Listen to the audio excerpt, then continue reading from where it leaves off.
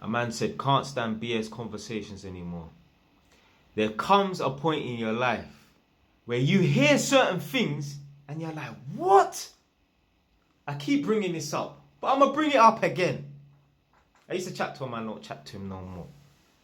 And I remember about a year and a half ago, a man phoned me up. Yo, Jay, man's chatting to this thing from, you get me, Tottenham.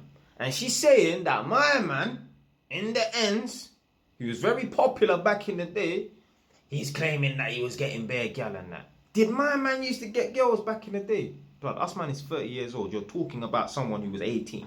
You're referring to someone who's our age 12 years ago when they were 18, blood. I'm like, yeah, man, yeah, he did get girls. Probably, I don't know.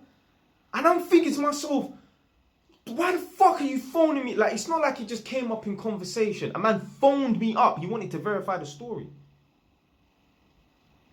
Bearing in mind, yeah, the guy that phoned me, he's asking about a certain person. This person that he's asking about has never mentioned my brother's name in a conversation. I guarantee you. He probably doesn't even know his name. He might remember his face. He might just remember his face, but he does not know his fucking name. And even if he did know his name, he hasn't brought his name up ever. Ever. Because the guy that I know was insignificant on road and that. Why the fuck are you phoning me up to chat about a next man that has never mentioned your name, blood? To ask if he was getting gal. Gives a shit. And you know what? Like, when I saw this comment, I was thinking, yeah, you know what? Yeah, this individual that's left this comment, they probably just reached a certain age where you just get tired of BS conversations and that. And I thought to myself, nah, it ain't got nothing to do with age. It's got nothing to do with age. I remember I was on a job doing some testing work, and I'm in a bungalow, and I'm standing in the hallway. There's two men in the living room. I can hear their conversation. These men are having like a 5-minute conversation about bananas. What? You man are broke. All you should be talking about is how to get fucking money.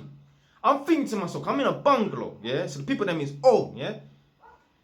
There's two men in there, they're 60 years old apiece. There's 120 years worth of human life in that fucking living room, and you lot are spending your time talking about raw club bananas and you're broke. All you should be talking about is money.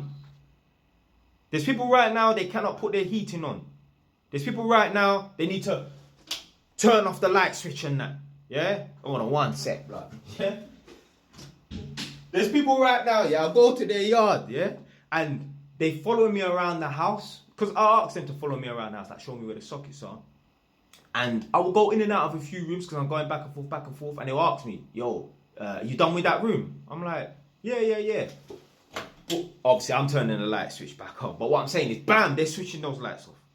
Switching those lights off and that. Bro, when you're in that position there where you're worried about having the electric on from not having the electric on, having the lights on from not having the lights on and that, blood, all your conversations need to be about is getting fucking money, blood. The other day, I was leaving my house to go to work. And I don't wear trainers in my house. Literally, the trainers get put on and off outside, yeah? And took my trainers downstairs, put them on, locked the front door. I looked up, I'm like, I left a couple lights on upstairs because obviously I can see from outside the windows and that. You know, I really stood at my front door for about 2 minutes contemplating whether I should go upstairs because I have to take my trainers off. I should go upstairs and turn the lights off. Bearing in mind, I'm not coming back home for another 4 or 5 hours and that. I really stood at my front door for a whole minute, you know. Some people, they wouldn't even have thought about it. No, I need to save money on that electric. Nah. What? Fuck having those problems, man. So, yeah, man, I thought it was an age thing. It's not an age thing. It's like an IQ thing. Yeah, that's the closest thing I can say. That it's like something formulates, your brain develops in a way where it's like, yo, these BS conversations are a waste of my fucking brain cells and my hearing. I don't want to hear bullshit. And there comes a point in your life, you know what, yeah, you'd rather just sit in a room on your own. That's what I'm saying. There's some people in this on this earth, yeah, they provide such little value. You would rather be on your own in a fucking room than sit and talk to this fucking idiot.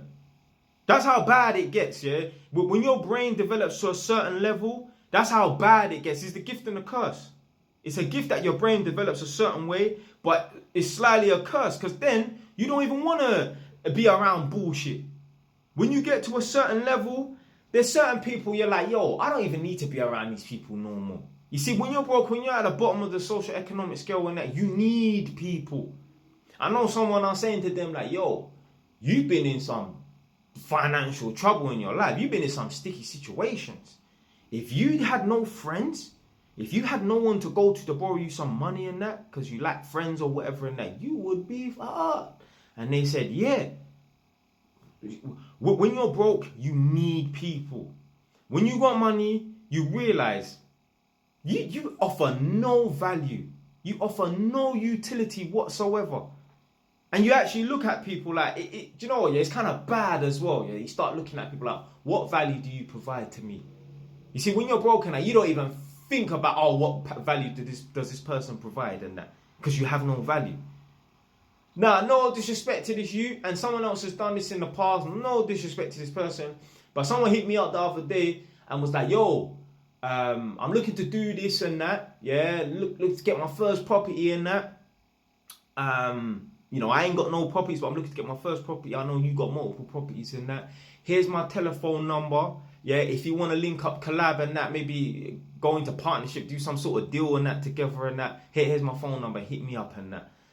And instantly, when I read that, yeah, I just thought to myself, well, obviously, this person is coming to me because I have value, and they are coming to me because they have no value. Because Jeff Bezos and Elon Musk would not be hitting me up, dropping their phone number and that. Yeah, it just shows me that this person actually has nothing to offer. So that's why they're coming to me and leaving their phone number and that. Because Samuel Leeds, Rob Moore, or Ahmed Khan wouldn't be hitting me up in the DMs, dropping their phone number and that. They don't need to. Because them man there, in terms of the property thing, they are more knowledgeable and they have more value than me. So I just think to myself, if I get in contact with this person, what's in it for me? A random person that I don't know, they ain't even got no fucking profile picture, is leaving their phone number talking about collabing in property. What's in it for me? You're younger than me. You have less life experience. You have no experience in property, but you want to get into property with me. I don't know you from nowhere. Why the fuck am I going to phone you? I don't mind helping people and that, but I'm not going to get into partnership with someone that has less value than me. That doesn't even make no sense. I want to get into partnership with someone who has the same amount of value as me, if not more. And another thing I want to touch on before the video ends as well, is be careful when you're getting into business with someone that knows a lot more than you. Be careful in getting into business with someone who you don't know nothing about this business and they're just trying to use you as a sleeping partner, i.e. just funding the business. So basically, I was trying to buy and sell cars, yeah?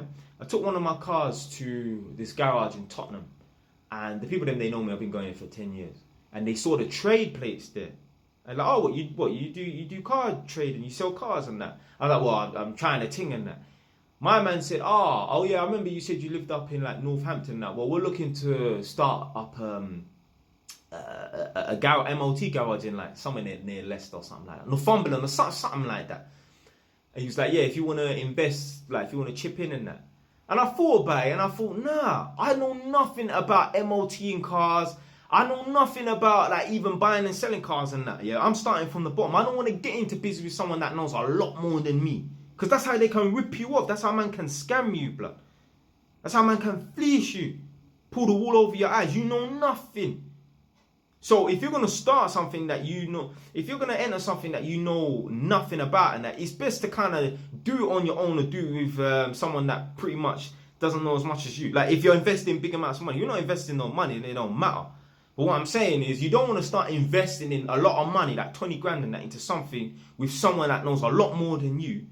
And you don't even know this person like that. And furthermore, even if you know this person like that, ain't you heard about family members ripping off other family members and that? Anyway, man, time's running out, man. Stay away. It's done, man.